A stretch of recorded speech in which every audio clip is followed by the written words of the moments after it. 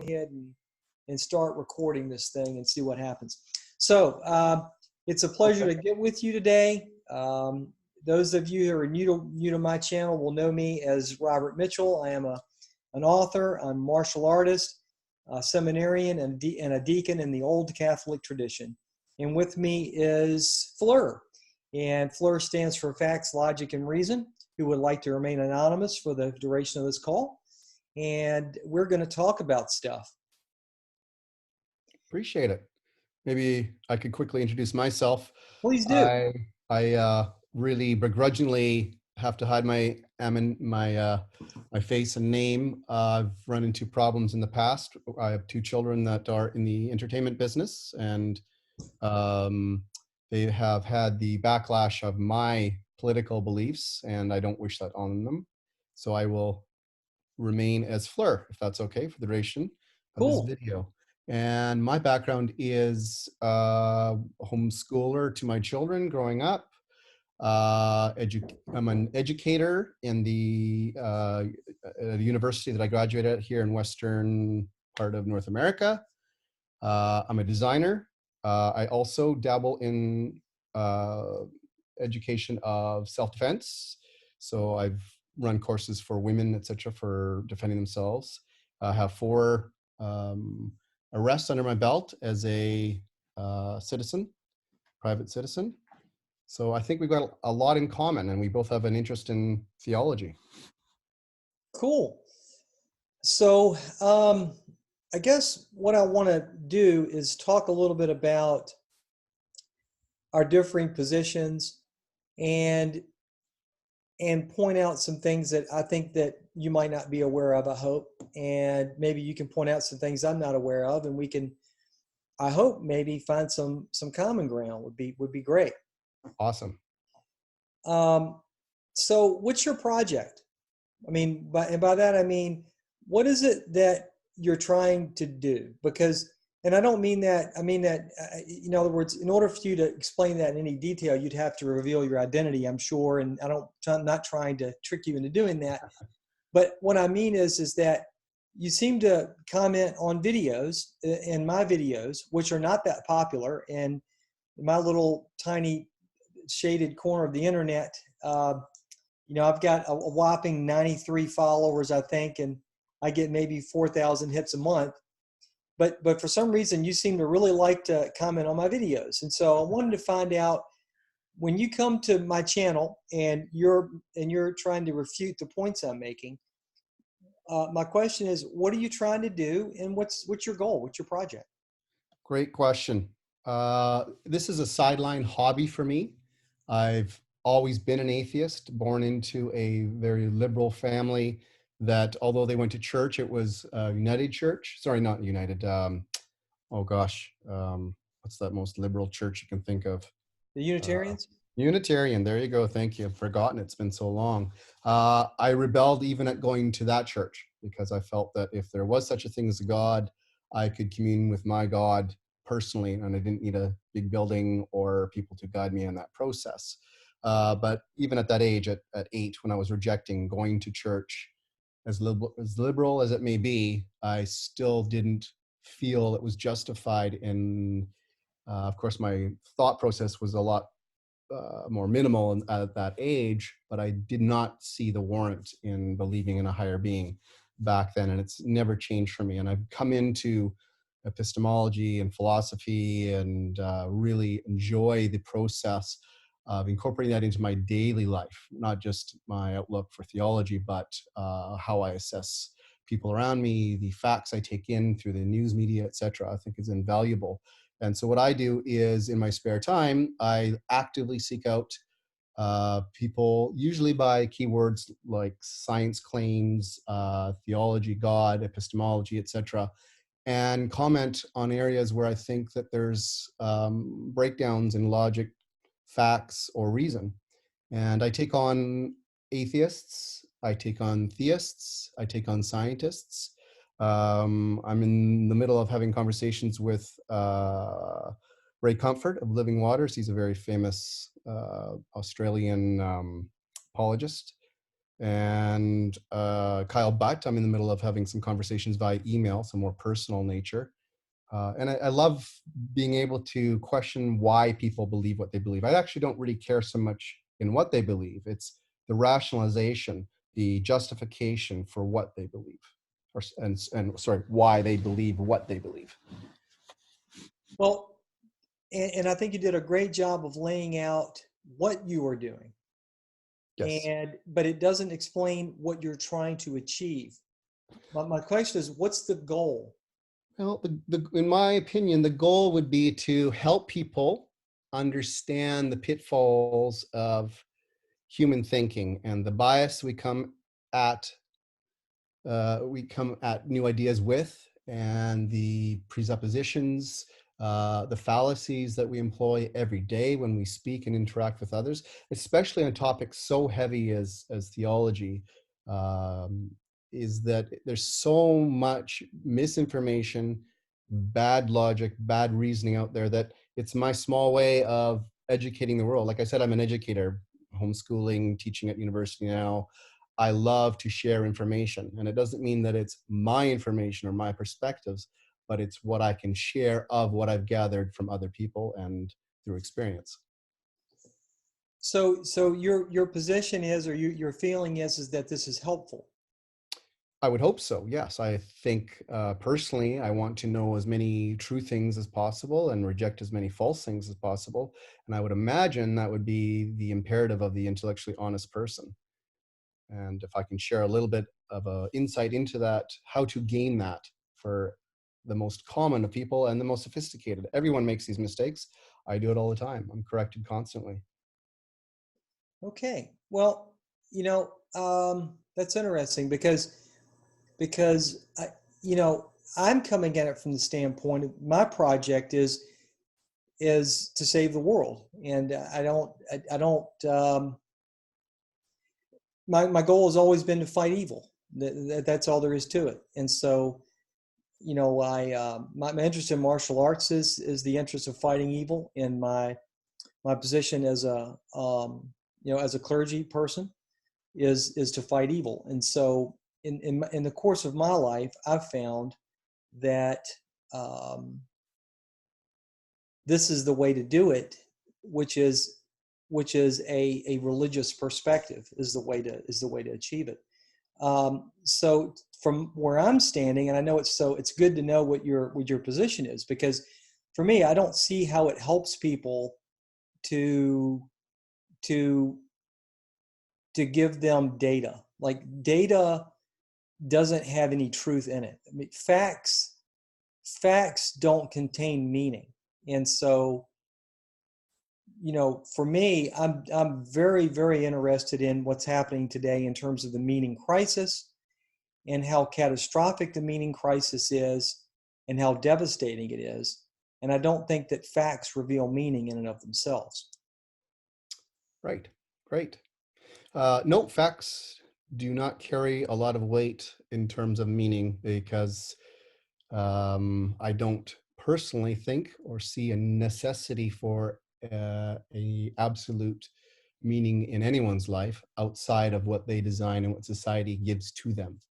So this is, I guess, where we get into our epistemological understandings of where that's coming from. Of course, I'm a methodological naturalist, and you're a theist, so we're going to have a different perspective on where, why, and if this idea of meaning and purpose even exists in a true sense. So no, I'm not here to share facts per se. It's about dispelling facts. So for instance, one of the first conversations I addressed you on, our topics, was Big Bang, and how scientists, I believe, correct me if I'm misquoting you, that you suggested that the Big Bang was the argument that the universe was made out of nothing, came of nothing. And that is a fact that is not represented in anyone's claims or in the evidence of any cosmological scientist that I'm aware of. So Well, that's I one mean, of the, obviously, I'm not a cosmological scientist. I did only lack about two classes from getting a minor in astronomy in college, and I did take some 300 level cosmology classes in college. So I'm not completely unschooled. although that was a long time ago, because I'm an old guy. But my basic understanding is that the Big Bang was the beginning. That's when time and space begins, because prior to that there was neither time nor space. But I don't really want to get and re-debate facts, because that's something we've already conflicted on. So I want to steer this in a different direction. So my thing is meaning, and I believe that people need meaning. I believe that religion evolved with humans, and then essentially what atheists do. Now this is not meant to be confrontational. This is me telling my perspective. I believe that what atheists essentially do is an atheist is basically like a whale who is looking at the other whales and saying, all this singing is stupid. Why are you guys singing? And we should stop singing because it's a colossal waste of time. But that singing has evolved with the whale, and it's a part of what the whale is. And just in the same way that, whales sing, and let's say salmon swim upstream and birds migrate and so forth, and butterflies, that humans, religion is so ingrained into us that there are going to be catastrophic effects for pulling it out. And so, from my standpoint, putting aside the epistemological problems, putting aside the nuts and bolts of the reasons that you've stated many times about the nature of God and whether God exists and that stuff. But in terms of just trying to function practically in the world, human beings really need it. And I think that there's a coincidence. I think that there's a coincidence between the ever increasing levels of suicide. I think there's a correlation between the abandonment of religion and increasing suicide, increasing depression rates, increasing medication rates. I think that it also is reflected in the problems that we're having with our government, the lack of trust in the government, the government's being unable to get any work done, increasing polarization in the nation in terms of that, because religions essentially are all trying to reveal truth. And so when you worship truth, then your goal, and that's essentially what the Logos is, that's Christ's Logos, is the truth itself. Not a true thing, but the truth itself. And so for me, worshiping the truth and reverencing it is a surefire way to make sure that people are at least trying to find it, or at least giving a damn about whether it exists or not, if that makes any sense. Sure. So what I'm hearing from you is that you're concerned with the idea of religion playing a function in society, but I haven't heard yet the idea that you believe it to be actually true based in a reality. So it's one thing to say something is good for society, because there's many things that are good for society but aren't necessarily true. But that's two different parts of the same question. One is, what's its value to society, good or bad, and what's the actual truth behind the claim? So, well, for me, truth is rooted in whether it works or not, because I'm a martial artist. And so there were plenty of people who wanted to say that Kung Fu was the first martial art, it was the oldest, and it was the best. And then we did UFC, and we found out that Kung Fu doesn't work. And so all the propositions that go into it might be wonderful, and it does an awful lot of great stuff. The problem is that you can't win with it. It doesn't work. And so for me, like I don't think atheism works. So, and because I don't trust the input, because I don't believe that people make decisions based on facts, logic, and reason. I think that people make decisions based on their position in various hierarchies, whether it's expedient or not, whether it'll get them a mate, whether or not they make decisions for all kinds of crazy reasons. And I also think that the input is unreliable, because I think that our sense perceptions are pathetic, and the information coming in is unreliable and uncertain. And it seems like to me that religions are psychotechnologies.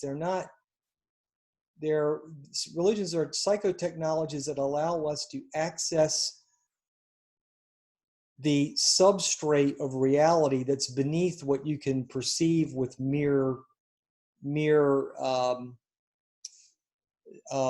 instruments. Okay. So I just want to jump back. You did say something to the effect of atheism. I don't believe in the tool of atheism. Is that Right. Now, I don't think it's effective. It doesn't do anything. okay? So It only atheism, destroys maybe things. you It could doesn't. just reiterate back to me what you believe atheism is in the most basal form. I think that atheism is the refutation of any kind of objective truth, or certainly objective deity. Definitely, because Uh, legally it's atheism. In other words, no God. Right? I mean, isn't that what the definition is? yes, a without, as in asexual, Right. apolitical, without, and theism is the belief in a god or gods.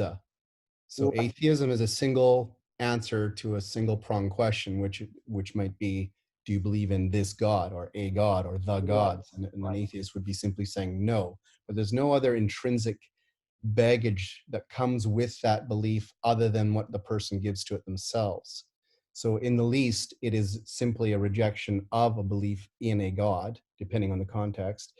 But in greater terms, yes, it could be an anti-deist position, meaning we believe God does not exist. That's not my personal position, because that's, of course, a burden of claim, a burden of proof comes with that position, which I'm not in a position to hold. So I need neither say a God does exist, and I say a God doesn't exist, and a God does not exist. Sorry, I got confusing. you. I got Uh, you. Makes yeah. sense. So I'm agnostic, right? Without knowledge of the validity of a claim on either end of that spectrum. So I'm in the middle. But it doesn't mean I do reject the belief, but not on the basis of knowledge outside of that. Well, everything though, that's what humans are, meaning makers. So when you like, the classic example is, you look across the room and you don't see, a trash can. You don't see a circular device and then think of 90 different things to do with it. You look at the trash can and you go, the thing, that stuff I don't want anymore, goes in. So everything is humans. We're just creatures that find out what's useful, and everything has a use. And so, to me, when I hear you say something like, I want to help people by giving them knowledge, I just think, well, they don't really need knowledge. What they need is meaning. And there is no meaning in atheism. And so I just don't understand. Like, so just a little background, and I really, it's too bad you can't share more of your background, because I would love to know, as a person. It's just fascinating to me to think that there's this person there that has been an atheist since they were really young, and I just love to explore that. But for me, I come from different angles, so I had to remake myself from the beginning, because I basically woke up as a 80 pounds overweight, miserable, depressed, unhappy, unsuccessful person. And I ended up having to totally deconstruct myself and look in the mirror and do 30 years of soul searching.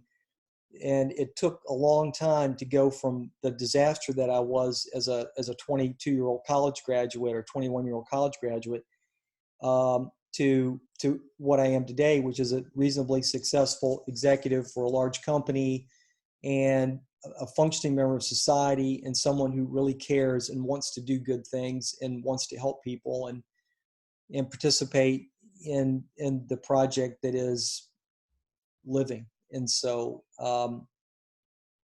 being an atheist, which I was for a fairly long period of time, in the midst of that was dark and unhappy and miserable.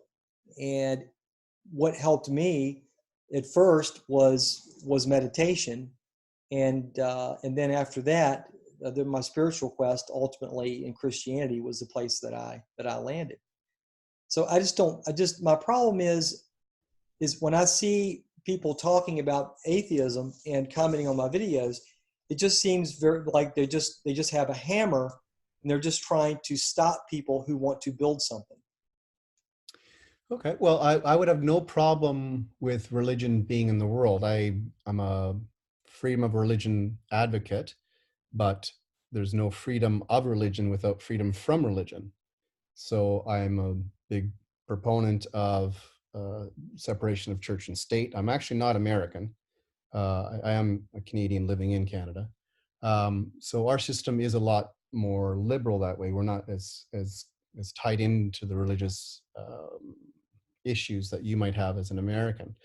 But uh, where am I going with that? The I, I'm having a hard time wrapping my head around your questioning that a person without belief in a particular God or a God in general, would you argue that anybody could have a belief in any God and have meaning then, or it has to be your particular God?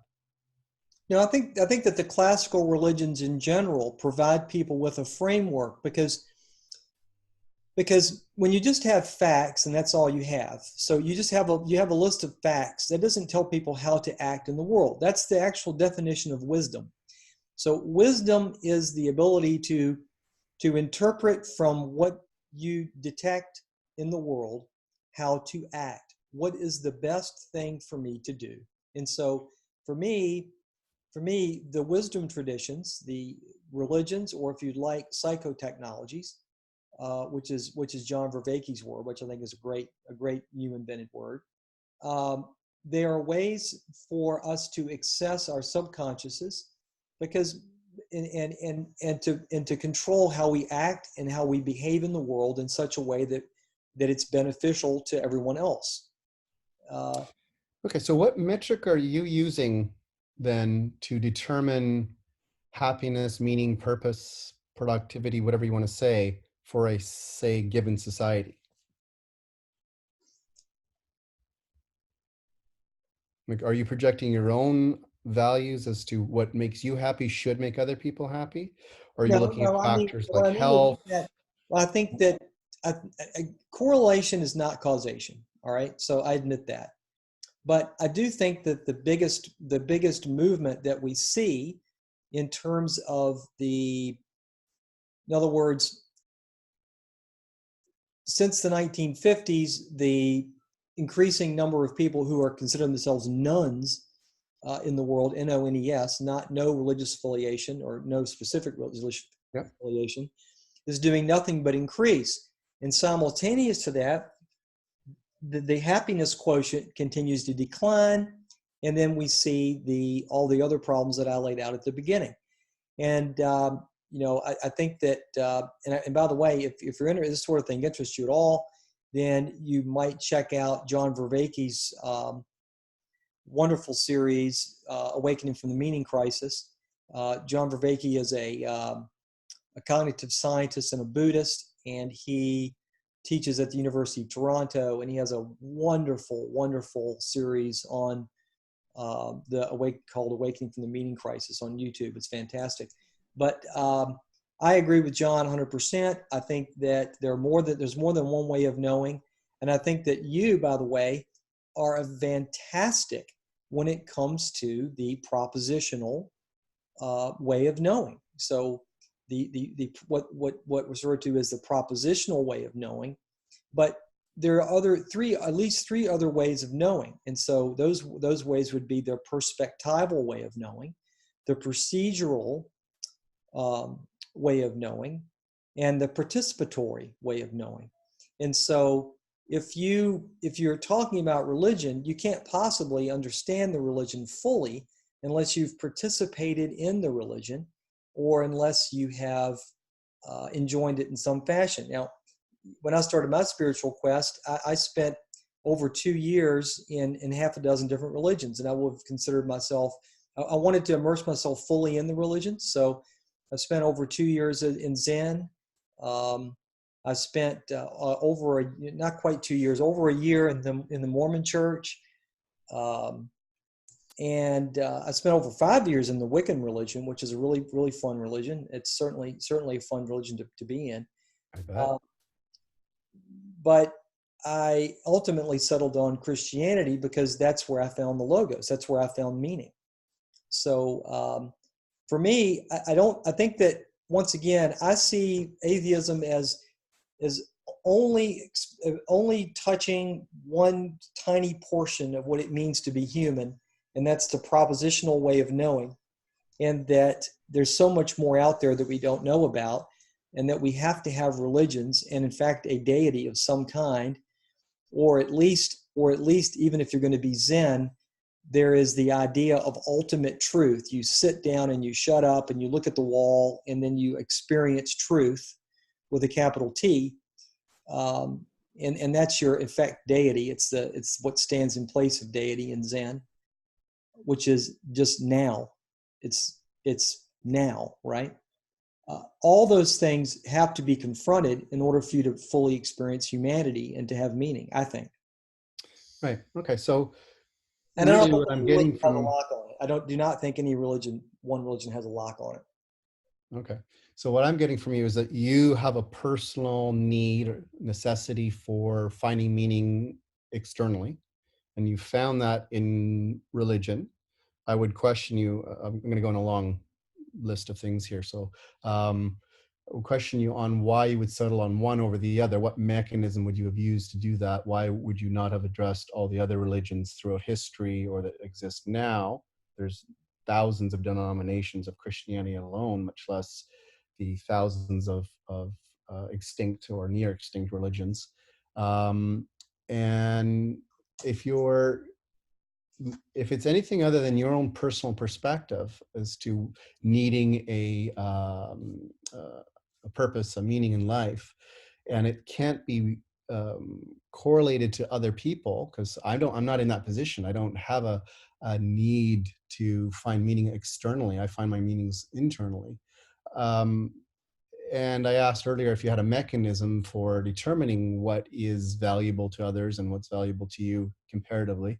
I can look to things like facts and data for things, quality of life, life expectancy, health, other life qualifiers, and looking to, say, some of the Northern European countries, which have lower abortion rates, higher education, lower suicide, lower violence. Japan is very atheistic or non-religious. And they Northern lead the world in European. suicide too. Uh, no, that's this bit slanted. They're high, yes, but that's not necessarily related to religion. It's related to other societal factors, which are of their own. Um, but in the States, for instance, we have one of the most religious societies in Western cultures, and it has the highest birth rates of unplanned parenthood, abortion, murder, suicide, lowest achievement in academics per capita, et cetera, et cetera. So all these things to me are actually converse to what you're suggesting, which is that religion helps people in a positive way find meaning and purpose, when in fact the data itself shows us contrary, that these other countries are flourishing for lack of religion. Canada is more secular than the States. We're at about 30%. You're at about 15 to 20, and that's growing too. And we have arguably a healthier, long-lived society. And if we're looking at religion as being the determinator, it's quite apparent that it's arguing against what you're proposing. Well, So I don't think so. So you can't look. I don't think you can look at the role of religion over the last let's say, 20 years and draw a lot of conclusions just based on a 20-year graph. I mean, we do know that prior to uh, the prior to Christianity, that the state that the world was in and how great the effect Christianity has been on the world as a whole over the last 2,000 years. So we know that's a fact. And then we also know that a lot has changed in the United States since its peak in the 40s and probably up to 1950, when religion started to everything started to change, and a lot more change than just religion here in the United States too, by the way. So I think looking at a 20-year graph or even a 50 or 70-year graph is not really representative of what Christianity has done and religion in general has done. Hold on though. You're saying that America was in its peak in, say, the 50s. What peak, what determinant are you using to evaluate that? I would say it's probably one of the darkest ages. It was the middle of the civil rights era. So if you were of a minority in sexual orientation, in your genetics, your if you were a woman, all those factors would play against you during that era. It's actually far more liberal, safe, inclusive, and accommodating now than it's ever been in the past. And that goes for almost all societies that are allowing progressive changes. All countries are better. Every generation throughout the entire history that we know of has gotten better in terms of all of those factors: And yet, longevity, and health, yet, and education, yet, and yet, equality. all of the cultures that did the best job of butchering people by the millions were the atheist ones. Which ones were those? Mao, China, um, the Soviet Union. Well, you're Uh, replacing in those situations, and the Hitler argument too, what you're doing is replacing a leader of a state like South Korea, North Korea. Those people become the god to those people. It's simply the same equivalency of a god slash dictator. So those people revere their leader as a god, a demigod, and may not use those terminologies, but it certainly plays out the same way in terms of its I protocols disagree. and I its could not expectations. disagree more because a deity, in other words, logos is the idea. And so throughout Greco-Roman culture, that was the one thing or the main thing that Christianity took from Plato and Socrates was this idea of logos. And so the whole idea of a religion, and one that I would say is the type of religion that I would be willing to participate in, would be one that has logos at its center. And so the logos evolves across time. It gets better. So as we get better, the definition of good gets better because good, God is, or the logos is the highest possible good. It's the infinite good that's off the scale of goodness. So whenever you have a deity, or whenever you have something that's we consider a deity that is static, or that you can look back to, or you can physically point to in the universe, then that's not logos, that's not God, that's not religion, that's something else. That's literally idolatry. That's exactly what Christians say when they say that you're an idolater. In other words, you worship your cell phone, you worship that human being, you worship that person. And so you'll often find that these organizations, these everything from small groups all the way to nations, when they take a terrestrial solid thing and that becomes the deity or the place of the deity, that's how you start to get problems, because it can't evolve, it can't grow, good can't get better. Okay, so when you bring up terminology like idolatry, original sin, etc., those are the vernacular of, in this case, Christianity.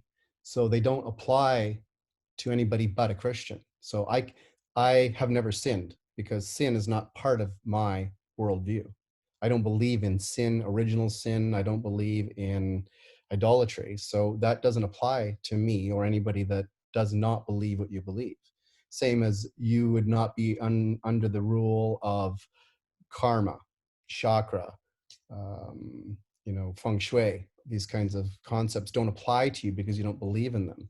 So this is back to what I would like to get into more in this conversation is figuring out how you can convince me as a non-believer uh, in the objectivity to your claim that a God exists. Well, Because if that was the case, if you were to be able to, no one's done this. I've gone to churches and debated. I've been kicked out of churches. I've debated all over the place, and nobody ever comes up with a mechanism, a methodology to demonstrate objective truth to a God. And that is baffling to me. So well, maybe I could ask you're you, never going to what, find it. You're never going to find it. And and I'm a deacon, and in a couple of years I'll be a priest, and I'll tell you the same thing even after I'm a priest. God is not a being in the world. okay, but if God is not a being in the world and we're of the world, we don't have a mechanism to, you can't claim to know the unknown or the unknowable. Well, that's the actual definition of mysticism. So the mystic's quest is to apprehend the ultimate truth of things that lays beneath sense. And so if you believe that the Geiger counters and thermometers and cameras and your smell, sight, hearing, touch, and so forth are the sum total, and so therefore there is nothing that could possibly exist that those devices and your senses could not detect, then the conversation basically has to end, because the whole basis of the mystic's quest, and it's at the root of Buddhism, it's at the root of Christianity, it's at the root of Taoism, it's at the root of almost every world religion, is that there is an ultimate truth that you can only access through the psychotechnology of religion. That's the Herein whole lies the point. problem, yes. So that is ever elusive and a claim in and of itself. To claim that there is objectivity is a claim that needs to be, Well, that there's an objective you're truth standing in the on it. world, that there's a, So here's the thing: is that you're standing on the divine ground, trying to argue for the objective viewpoint that there is no deity. So that's an objective viewpoint. So no, I'm not saying there's no deity. I'm not saying that. I never have. I've only ever said there's no proof for it. There's no reasonable proof or rationale to believe that there is a God, at least that's been presented to me. well, the one of the phrases I really like is this one: "Where do you find God?" And the answer is at the end of your rope. So That's like there's no such thing as an atheist in a foxhole kind of right. argument. So I Well, mean, it's for not, me, it's unfalsifiable and certainly doesn't ring true in any regard. There's well, I many, can tell many you. stories on either side saying people die on their deathbed rejecting God or accepting God. That doesn't give us any validity to the claim itself. All right, let me just tell you. I'll just tell you this. So I spent most of my adult life. Uh, I spent a long time as an atheist, and I spent many, many years after that determining that it was impossible to be an atheist, and that there had to be some sense making going on, some meaning making. And so I looked around and I searched and I searched and I searched. And then one day, um, several things started to happen, and it felt like something was about to occur. And I can tell you the exact moment. I was sitting on the sofa in the spare bedroom, and I was sitting there playing guitar, and I'm not very good, and I'm hacking away. And my youngest daughter walked by, and she must have been, how old was she then? I want to say maybe 17, or she was driving at that time. And she walks by the door and says, "What you doing, Dad?" And I looked up at her, and it was like the universe opened up like a flower. And that question exploded in my head as exactly that. What are you doing? What are you actually doing? And the Logos burst in on me, and I felt like I was connected to the universe in a way that you can't possibly imagine. It was like everything in the universe was singing a song, and I suddenly was able to hum along with the common song of the universe. And I looked up at my daughter and I said, I'm playing guitar. But in my head, I knew then that I had apprehended the Logos, and that I was a Christian, and that my search was over and I was done. Okay, so So I that mean, for couldn't me, help for me me, though. I mean, I'm like the classic example of the prisoner. You can present all the evidence you want and tell me that I'm guilty, but I know I'm innocent, so I'm never gonna confess it, because I know in my heart of hearts that I am the innocent prisoner. And so for me, I can't be convinced otherwise, because I've apprehended Christ. And so since I've apprehended it and I feel it and my whole life has changed, I can only tell you what I know. I can't, that's all I can Right. tell. So what would you say to a person that has found this same feeling in reverence for a sports car or a beautiful painting, a sonnet, a different god or different gods? I Would they think all it's, be the I think same it's, thing? I Are think, you more I of a think it's, pantheist then? I think it's delightful for someone to have that experience, and I want them to have it. I don't, if you have that for a car, you should probably question that, because I would say that it might you might have an issue there, because an inanimate object is not, there is nothing transcendent in a Corvette, let's say. It's it might be a lovely work of art, but you can't order your life by the Corvette, if that makes any sense. But you're transposing your personal beliefs that, again, you're saying you can't quantify on other people. You're saying they can't have those beliefs and be justified. No, I think they can do whatever the heck they want. I don't disbelieve in free will. I'm just saying that, I do, but we can talk about that another time. um, but I just think that people, I just think that, I think that there's an ultimate purpose to the universe, and that we're trying to figure out what it is, and that we shouldn't abandon the quest to figure out what's going on. Okay, that's a great way to put it. I like that. So, how do we know that for a fact? That What something's going on in justification? the universe. Sorry? How do we know that something's going on in the universe? That there's a No, that there's an ultimate meaning or an ultimate purpose. How did you arrive at that? How did I arrive at that?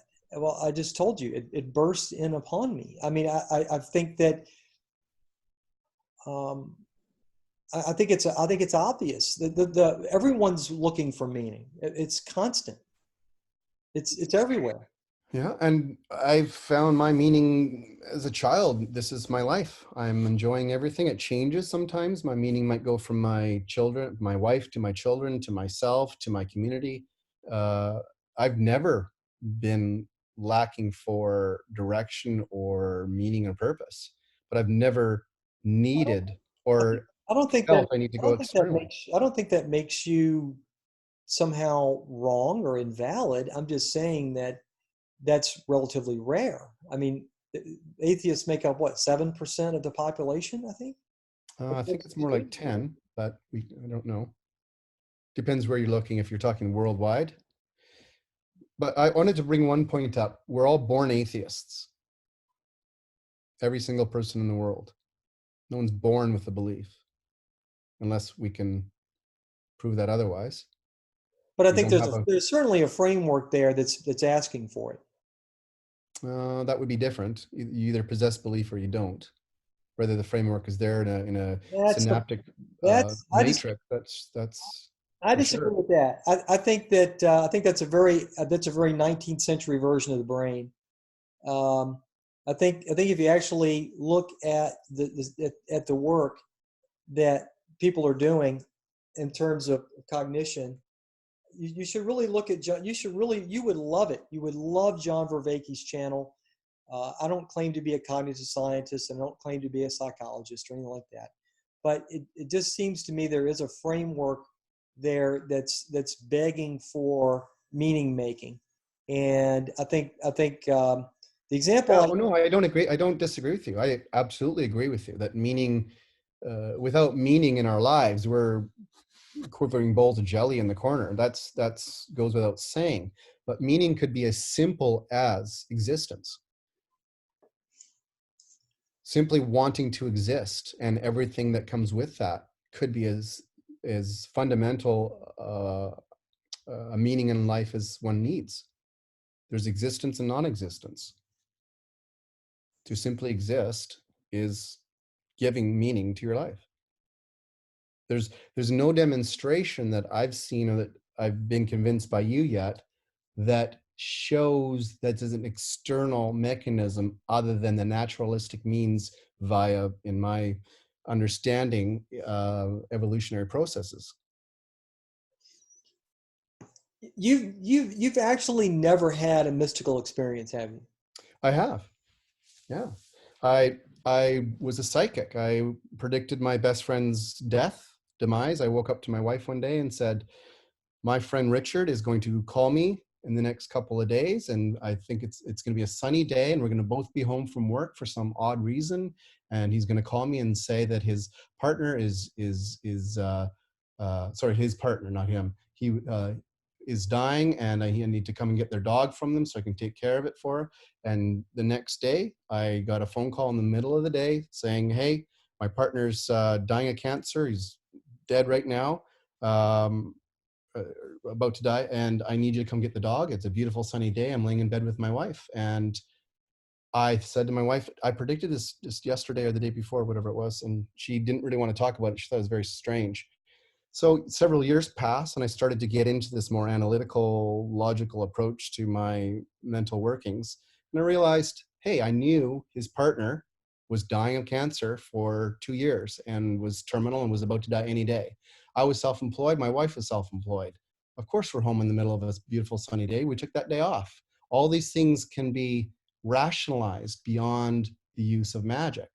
So I could have spent my entire adult life thinking I was psychic with couple other episodes like that happening. But then when I really think about it, there's naturalistic means, and I don't need to put unnecessary baggage attached to it to explain away those ideas. And if I didn't explain them away, does it mean I'm actually psychic, or was it coincidence? Does a god interfere there? Does a deity interject? Who knows? I can't say I know for a fact. All I know is that there's naturalistic mechanisms at play that can wash away any doubt reasonably. Well, I actually don't believe in psychic phenomenon, and I think that Well, neither do I. Christianity disproves that. That's not what I meant by mystical experience. How, So, I would argue that. How would Christianity disprove it? How would you disprove it? oh, well, there's a, Yehetzel Kaufman in his 1960 something book wrote extensively about it, and he laid it out and actually made a video about it. Um, and it's called "What Jordan Peterson and Paul Vanderklay Missed," is the name of my video.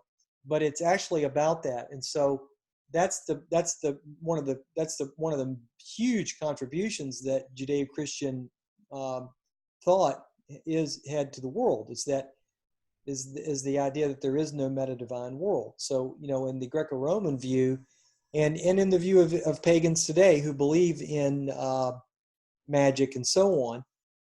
And this is one of the main problems I had when I was involved in Wicca, is that there's a belief in Wicca broadly in magic and so forth, which is just not true.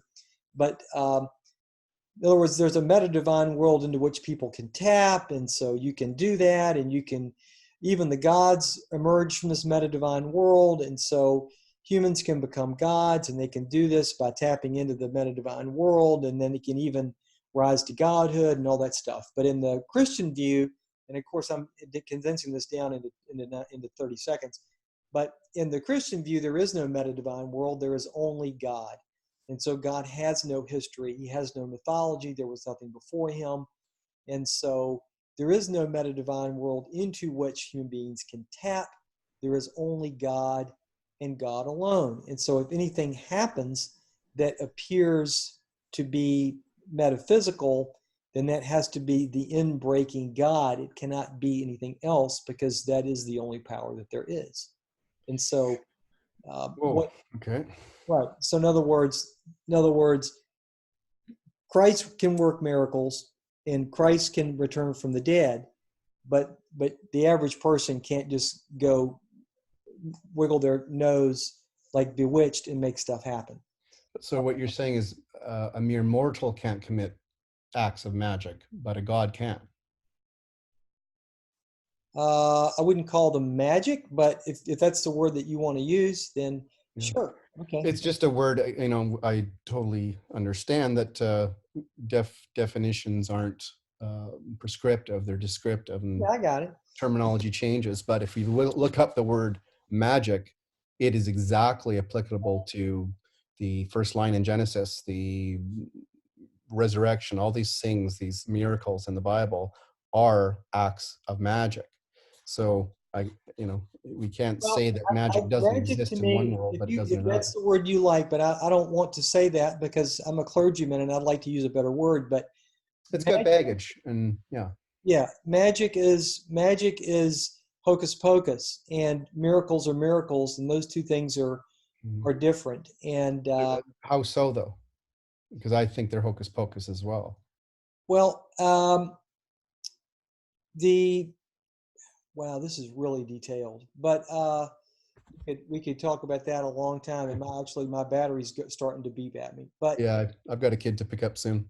yeah, but for me, magic is human will, things happening by the human will to satisfy the needs of the human in question.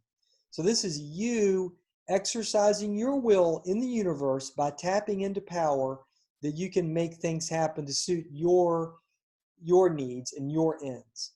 But Would that not be miracles, viable through prayer, through wow, now we're going proxy to of get into. God? I do not believe in the prosperity gospel. I'm not one of these people like Joel Osteen who wants to say that you can pray for it and you'll get it. That's exactly the opposite message of the Beatitudes. If you read the 8 Beatitudes from Matthew, explicitly will tell you, blessed are the weak and the poor and the sick and so forth. You're not going to get anything. Uh, Pray for it all you want to.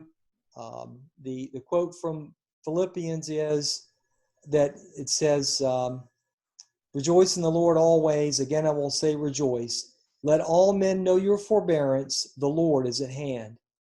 Have no anxiety about anything, but in all things, with prayer and supplication and thanksgiving, let your requests be made known to God, and the peace of God, which surpasses all understanding, will guard your hearts and your minds in Christ Jesus. So God grants you peace. He doesn't make your wishes come true. That's exactly not the Christian message. Not any Christian message that I know of. Like ask and thou shall receive. Hold on, though. Let's talking about Bible verses does nothing for me as much as talking about the Vedas would to you. So until a time comes when I can be proved, can be shown the proof, sorry, of the Bible, and first and foremost, the God of the Bible to exist first, there's no point in talking about the scripture. It's like asking Oh, but wait a how minute. many Hang on. hairs does a Bigfoot have? Well, let's prove the Hold on a Bigfoot minute. before we But count the you, hairs. I know, but you have, but you don't you have your wisdom literature? What's You what wisdom expect literature me, would you I need? expect me to listen to your wisdom literature. I don't have any In other wisdom words, literature. you It's have, yes, you logic. do. Yes, you do. You have all sorts of scientific books, and you have the rules of logic that you like to use. You Those don't are use your logic, wisdom books. but I'm using the same tools you do. Right, but I'm saying that you can quote your wisdom books, but I can't quote my wisdom books. I That's don't have any not too quotes. fair. I don't have any quotes I understand that, but what because I'm I'm not saying is, claiming anything, right? The only thing I fall back to is logic and reason and facts. That is which is demonstrable in reality. I That's all understand I that, can fall back to, but right? we've already, but I thought we already agreed that facts don't have meaning. It doesn't matter. I'm not talking about meaning. I'm talking about what's reality. That's your prerogative But you're to saying that concentrate on meaning. meaning isn't real. No, I Just never said that. well, you just did. No, I said facts are one thing, meaning is something other. It's a different concept. It's a false equivocation, false equivalency, sorry. Well, you might be smarter than me because you lost me. Um, Well, you're talking that your whole crux, your message, your purpose here is to find meaning and help people find meaning in life. But I'm saying meaning is not external until shown otherwise. We don't have a protocol to show us. There is no facts. There is no logic that dictates that it is external. And that's what I'm looking for from you or anyone like you, how is to about see how how about we can get to how that about point. 100? How about at least 100,000 years of human evolution, all the way from cave paintings to the Holy Bible, of people doing nothing but talk and create art and everything about meaning. That's not a corpus of facts that you can look at and go, look at all this data. I mean, that's literally trillions of bytes of data demonstrating the meaning of life from, and just because it's a cave painting of an auroch doesn't mean that that's not proof that someone was making sense out of the universe that they lived in and trying to get it out of themselves and get it onto the wall so that they could share it. Does that make any sense? I'm not making any Oh, sense. absolutely. Yeah. I'm a painter myself, and I've actually painted aurochs before. That's funny. Um, I'm not saying that meaning isn't important. We've already covered this. Meaning is important to me. That's why I'm here. But meaning is not necessarily something outside of us until shown otherwise, right? It has a burden of proof that goes along with it. We can make all the claims we want that there's a Bigfoot, alien abductions, there's God, there's Jehovah, there's all these Vishnu. We can say these things, but without a mechanism to share with our fellow man to show this to be true, it's just belief. So I'm really sorry. I'm having a great time, but my battery's about to die, and we're both Okay. out of time. It's 8 o'clock because I've got a date and you do too. But Yes. you asked great questions, and I would love to talk again. Let's do And it. I know your schedule's difficult, but It is better. Yeah. Our time zone is 3 hours apart. I thought it was 4 actually, because I've got family on the east coast of Canada, which is an extra hour away, I believe. right. So I thought you were on the east coast, but you're not. So yes, we can make this happen. I think it actually would benefit both of us, both your channel. I'm not necessarily trying to build a following, but I love the rapport. I love people just to give me a courtesy, and I have to give you kudos for that. That you're courteous, you're polite. There's no ad hominem attacks here. I appreciate this all, and I think we could do this more often, and it would benefit all. sounds good to me. And I'd love to talk about art and other things too. So Yeah. It doesn't have to be about theology necessarily. outstanding. All right. Well, I got to go. This thing's going to hang up on me anyway. So Appreciate it. okay. I'll Cheers. talk to you later. Thank you. All right. Bye now. Bye now.